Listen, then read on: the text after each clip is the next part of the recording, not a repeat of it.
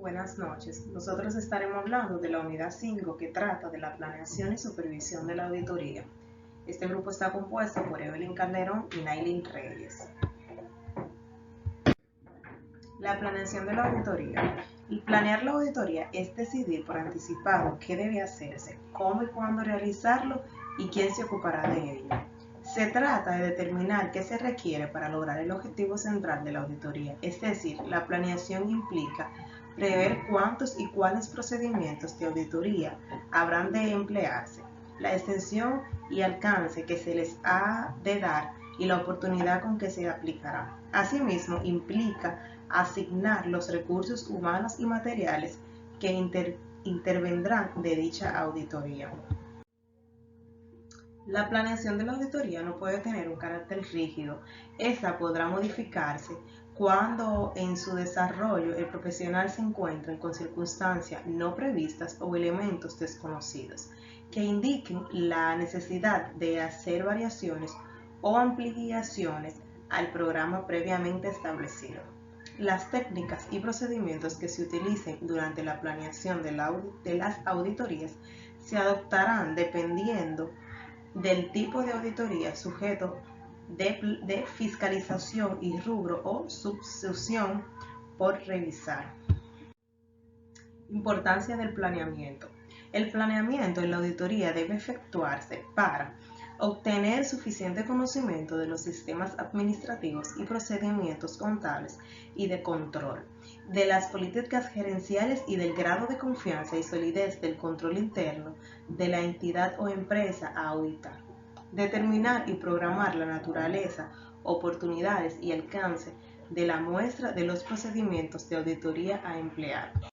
Supervisar y controlar el trabajo por realizar en función a los objetivos y plazos determinados. Estimar el tiempo necesario y el número de personas con las que se debe trabajar. Y por último, cumplir con las normas internacionales de auditoría y otras específicas al tipo de entidad a auditar. Tipo de riesgos en auditoría. Definición de riesgo en auditoría. Es el riesgo que tiene el auditor en emitir una opinión inapropiada de auditoría. Cuando los estados financieros estén presentados en forma errónea de importancia relativa. Tales resultados pueden ser de fraude o error. Riesgos aceptables en auditoría. Es la medida sobre qué tan dispuesto está el auditor a aceptar que los estados financieros pueden contener errores importantes después de que sea completa la auditoría y se emitió una opinión. Antes de analizar las fases de la planeación, es necesario que hablemos de dos términos de riesgos que mencionamos anteriormente, que son riesgos inherentes y de control. Es la medida de la evaluación del auditor de la probabilidad de que existan errores de importancia en un balance contable antes de considerar la efectividad del control interno. Ejemplo, si el auditor concluye que existe una gran probabilidad de errores trascendente en una cuenta como cuentas por cobrar, él mismo concluirá que el riesgo inherente a cuentas por cobrar es alto. Riesgo de detención. Estos dos tipos de riesgos se afectan directamente a la cantidad de evidencia que se va a acumular y el personal que se va a asignar a la tarea de recolección. Importancia de la supervisión.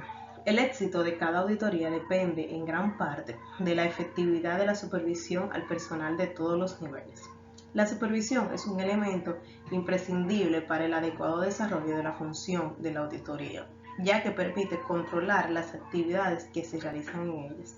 Por esta razón se ha evaluado a la categoría de norma a efecto de que se incluya en forma obligatoria las labores que se llevan a cabo en los órganos internos de control. Objetivos de la supervisión. Incrementar la calidad de la supervisión en auditoría. Una supervisión adecuada debe asegurar que, primero, el trabajo realizado por el jefe de grupo sea revisado por el supervisor. Segundo, los papeles de trabajo contienen las pruebas que sustentan adecuadamente las conclusiones, recomendaciones y opiniones reflejadas en el informe. Y por último, en el informe se exponen todas las conclusiones, recomendaciones y opiniones que se consideren pertinentes de acuerdo con los resultados de las revisiones efectuadas. Fases de la supervisión. El supervisor verifica que el planeamiento de la auditoría responde con los objetivos generales fijados inicialmente o a los que se le añadieron o modificaron con posterioridad. La supervisión cuenta con 3 fases que son de exploración. Esto significa que el supervisor debe comprobar que en esta etapa si el grado de fiabilidad otorgado por el jefe de grupo sobre el control interno, contable y administrativo se corresponden con los elementos que aportan las revisiones, comprobaciones y actualizaciones de datos, antecedentes y otras cuestiones según lo dispuesto en el documento exploración. Segundo, la fase de ejecución. En esta fase, el supervisor debe visitar la unidad en la cual se está desarrollando el trabajo, comprobando principalmente mediante la revisión de los papeles de trabajo que se están cumpliendo las normas de auditoría de acuerdo con la fase del trabajo que se esté ejecutando entre ellas. Y por último, la fase de confección del informe real.